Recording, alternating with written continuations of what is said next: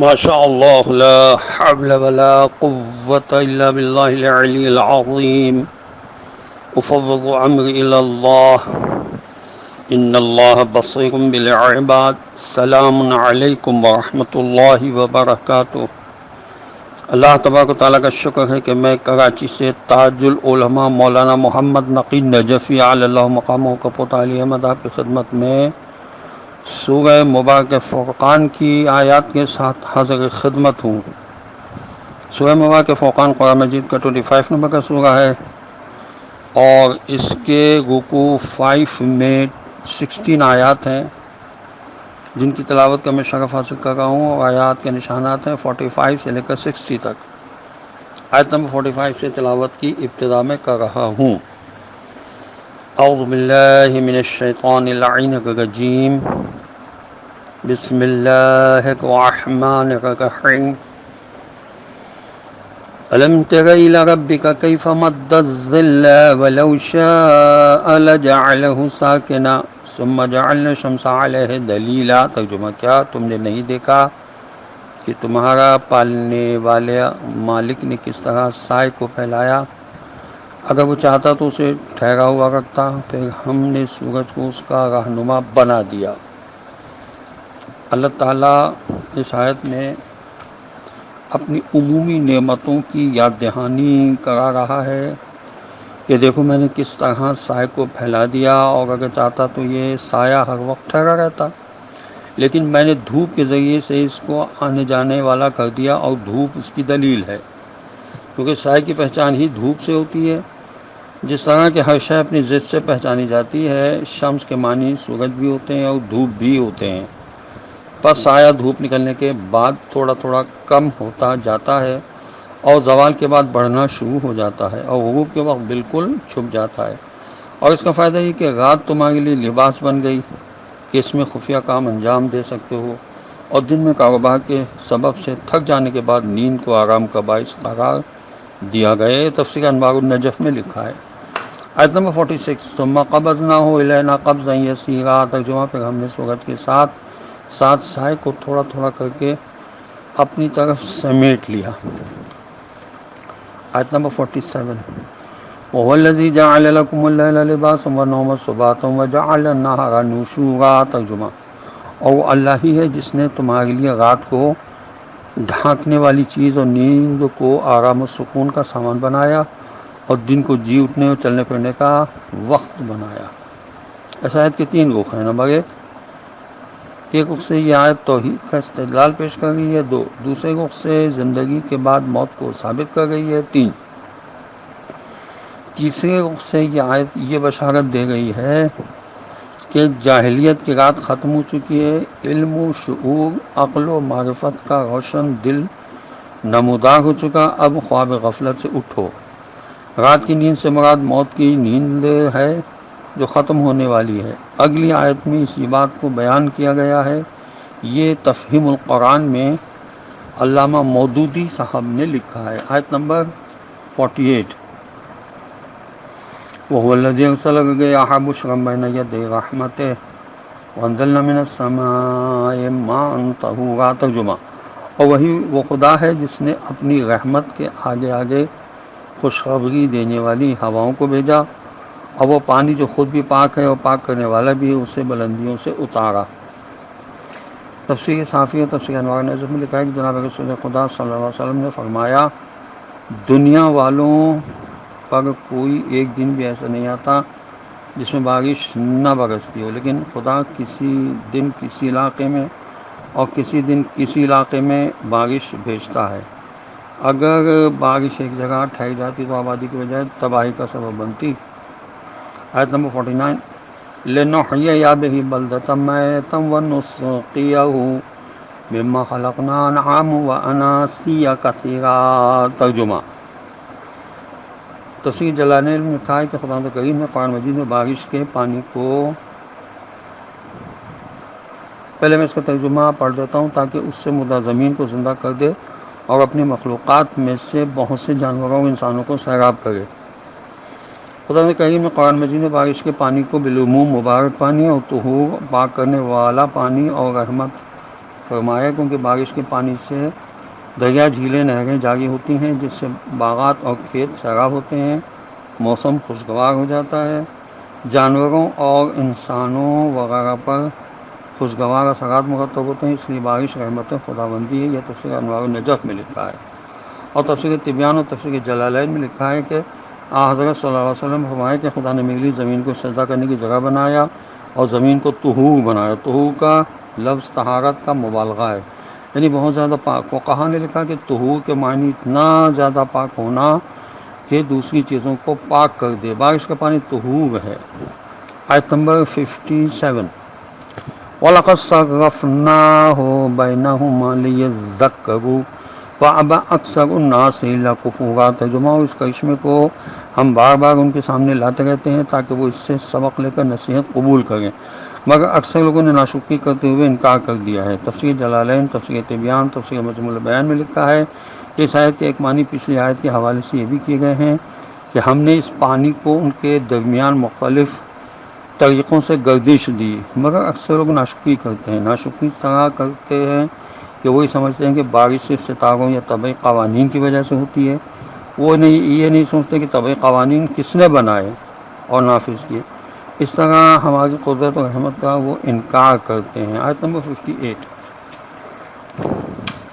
معاف کیجیے گا 51، وَلَوْ شِئْنَا لَبَعَثْنَا فِي كُلِّ قَرْيَةٍ نَذِيرًا۔ ترجمہ: اگر ہم چاہتے تو ہر گاؤں میں برے کاموں کے برے نتائج سے ڈرانے والے بھیج دیتے۔ تفسیر مجموع البیان میں لکھا ہے کہ اصل میں اس آیت میں خدا کے خصوصی فضل و کرم کو بیان کیا گیا ہے کہ خدا نے بجائے بہت سے انبیاء کرام علیہ السلام سے کام لینے کے صرف ایک نبی خاتم صلی اللہ علیہ وسلم سے وہ کام لیا جو کام ہزاروں رسولوں کا تھا، تاکہ ہمارے رسول صلی اللہ علیہ وسلم کا درجہ عظیم سے عظیم تر ہو جائے۔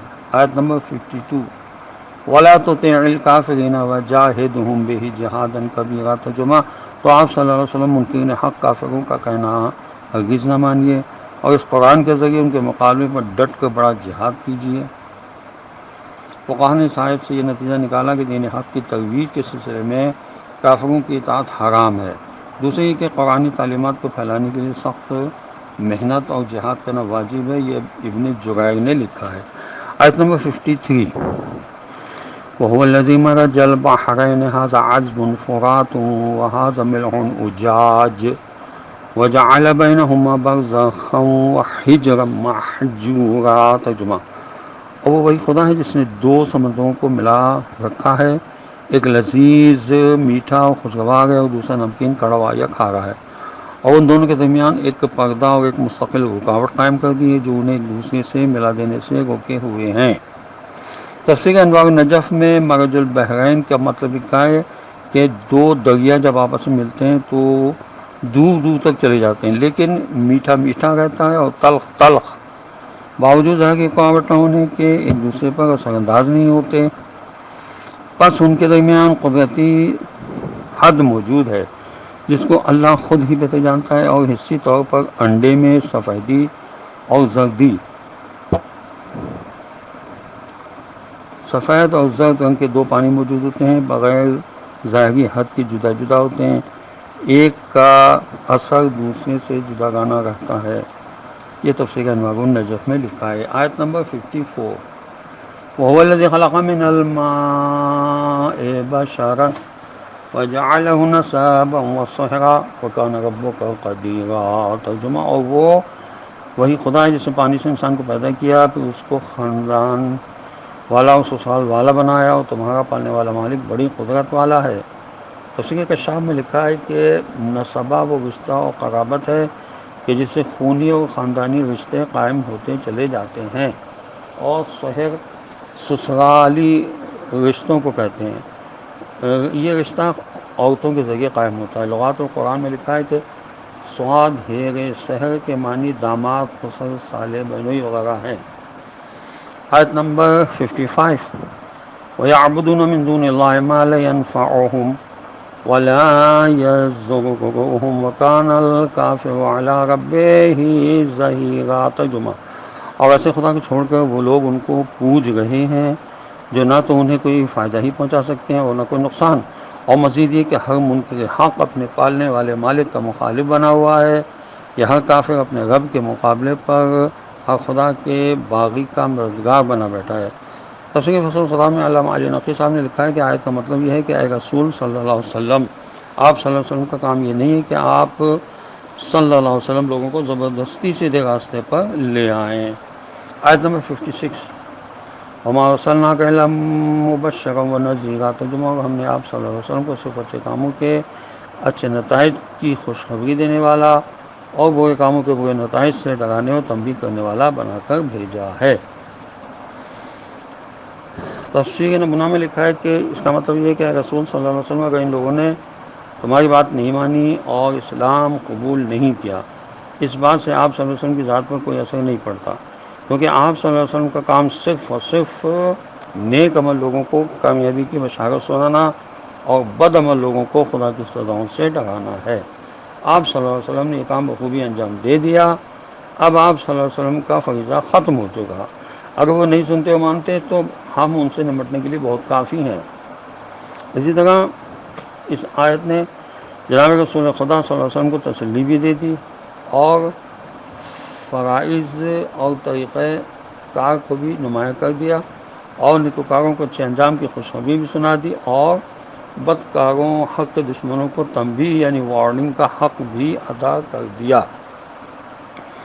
آیت نمبر 57، قل ما اسألکم علیہ من اجر الا من شاء ان یتخذ الی ربہ سبیلا، ترجمہ، آپ صلی اللہ علیہ وسلم تو یہ فرما دیں، میں تم سے اس کام کا کوئی معاوضہ بھی تو نہیں مانگتا مگر کہ جس کا دل چاہے وہ اپنے پالنے والے مالک کی طرف راستہ بنا لے۔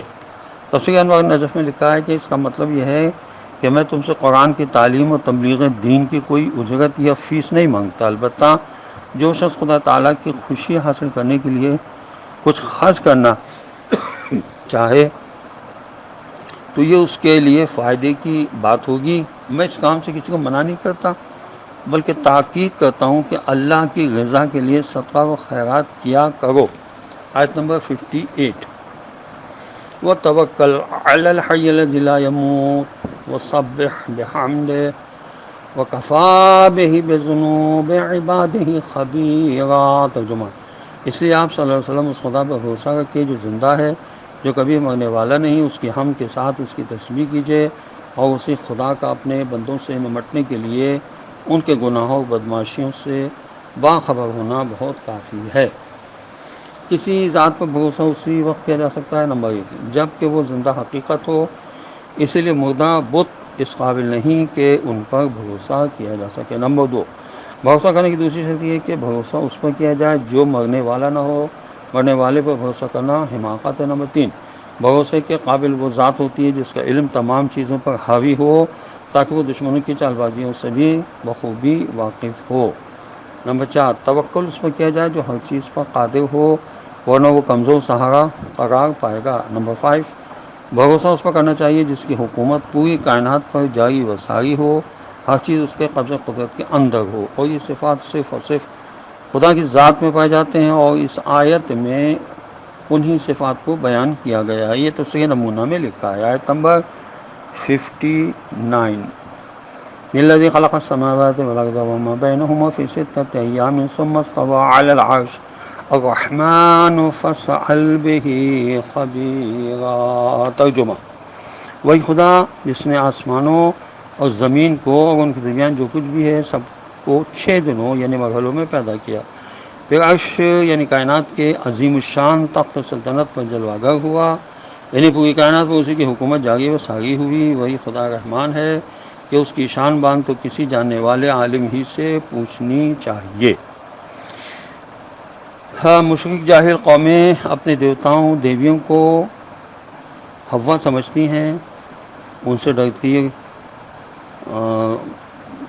رہتی ہیں، صفت رحمانیت کا تصور ان کے پاس نہیں، حتیٰ کہ عیسائیوں نے بھی صفت رحمت کے سمجھنے میں ٹھوکر کھائی ہے، اسی لیے ان کو کفار کا سہارا لینا پڑا۔ جب حضرت عیسیٰ علیہ السلام صلیب پر چڑھ جائیں تب کہیں گناہ گاروں کے گناہ معاف ہو سکیں گے، ورنہ نہیں۔ گویا خدا کی رحمت الگ سے کوئی چیز نہیں، اصل چیز حضرت عیسیٰ علیہ السلام کی جان کا کفارہ ہے۔ اس لیے مشرکین ہمیشہ رسول خدا صلی اللہ علیہ وسلم سے یہی سوال کرتے رہتے تھے کہ اللہ کو تو ہم خوب جانتے ہیں، وہ تو قہار و جبار ہے، وہ معبود اعظم ہے، مگر یہ رحمان کیا ہوتا ہے؟ کیا کوئی دوسرا خدا ہے؟ اس کی ماہیت صفات کیا ہیں؟ یہ تفسیر ماجدی میں لکھا ہے، تفسیر انوار نجف میں لکھا ہے کہ فاسأل بہی، اور یہ مضمون البیان میں بھی ہے کہ یہودیوں نے اشیاء کی ابتدائی تخلیق کے متعلق قرآن کے خلاف بیان کیا تھا۔ اللہ نے ان کی تنبیہ کے لیے فرمایا کہ یہ باتیں اللہ سے دریافت کرو جو اس چیز کا خبیر ہے۔ آیت نمبر 60، آخری آیت ہے اس رکوع کی۔ وَإِذَا قِيلَ لَهُمُ اسْجُدُوا لِلرَّحْمَنِ قَالُوا وَمَا الرَّحْمَنُ أَنَسْجُدُ لِمَا تَأْمُرُونَا وَزَادَهُمْ نُفُورًا۔ یہاں سجدہ مستحب ہے، آئیے ہم سجدہ کر لیں۔ سجدت لک یا رب تعبدا وقد مستقبلا ولا مستنکفا انا عبد ذلیل خائف بک مستجیر۔ اس آیت کا ترجمہ یہ ہے، اور جب ان لوگوں سے کہا جاتا ہے کہ اس خدا رحمان کو سجدہ کرو تو وہ کہتے ہیں کہ یہ رحمان کیا چیز ہوتی ہے؟ کیا تم جس کے لیے بھی کہہ دو ہم اسی کو سجدہ کرنے لگیں؟ غرض آپ صلی اللہ علیہ وسلم کی اس بات کے کہنے سے ان کے خدا رحمان سے نفرت اور وحشت میں اور زیادتی ہو جاتی ہے۔ کافروں کو یہ کہنا کہ رحمان کیا ہے، کہ رب العالمین کس چیز کا نام ہے، سراسر ہر دھرمی تھا۔ بعض مفسرین نے لکھا کہ عرب رحمان کو نہیں جانتے تھے، لیکن آیت کا انداز بیان اور تیور یہ بتا رہے ہیں کہ ان کا یہ کہنا نہ جاننے کی وجہ سے نہیں تھا، بلکہ یہ ان کی ضد ہر دھرمی، کم سمجھی یا کم بختی اور بغاوت تھی، کیونکہ تاریخ سے قطعاً ثابت ہے کہ عرب میں خداوند عالم کے لیے رحمان کا لفظ عام طور پر استعمال ہوتا تھا۔ اس آیت پر سجدہ کرنا مشروط ہے، اس پر تمام اہل علم کا اتفاق ہے، اور یہ کہ اس آیت کو پڑھ کر یہ بھی کہنا چاہیے کہ خداوندہ ہمارے خضوع و خشوع کو اتنا ہی بڑھاتا رہے جتنے حق کے دشمنوں کی حق سے دشمنی بڑھتی جائے، آمین۔ یہ تفہیم القرآن میں علامہ مودودی صاحب نے لکھا ہے۔ خداوند عالم کی بارگاہ میں دعا ہے کہ پروردگار ہمیں قرآن پڑھنے، سمجھنے اور اس پر عمل کرنے کی توفیق نصیب کرے، اور وارث قرآن حضرت امام زمانہ عجل اللہ تعالی فرض شریف کے ظہور میں خدا تعجیل فرما دے، اور ہمیں ان کے اعوان و انصار میں شامل ہونے کی توفیق نصیب ہو۔ وآخر دعوانا ان الحمد للہ رب العالمین۔ السلام علیکم ورحمۃ اللہ وبرکاتہ، وصلی اللہ علی محمد وعلی آلہ الطیبین الطاہرین المعصومین المظلومین۔